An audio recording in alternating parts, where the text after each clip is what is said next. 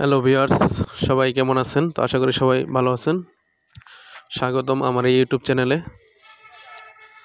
তো গত 14/11/2025 রোজ শুক্রবার কুমিল্লা শালবন বিহারে মূলত ঘুরতে গিয়েছিলাম।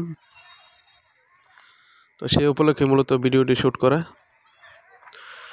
কুমিল্লা শালবন বিহার হচ্ছে বাংলাদেশের প্রত্নতাত্ত্বিক স্থানগুলোর মধ্যে একটি অন্যতম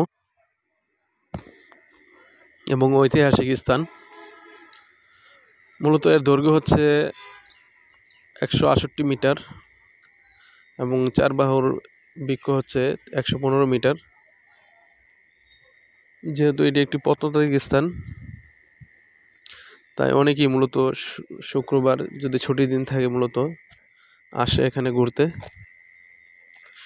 যেহেতু জায়গাটি একটি হিস্ট্রিক্যাল প্লেস, তাই সবাই মূলত এটা উপভোগ করে।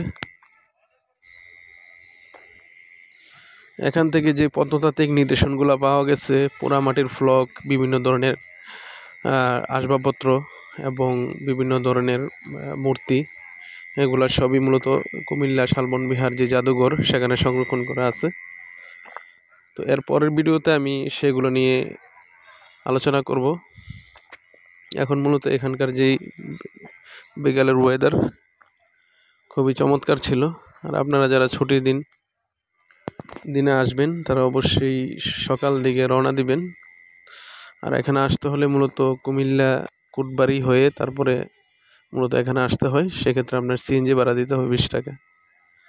আপনি ঢাকা থেকে বা বাংলাদেশের যে কোনো স্থান থেকে এখানে আসতে পারেন এবং ঘুরে যেতে পারেন হিস্ট্রিক্যাল প্লেস।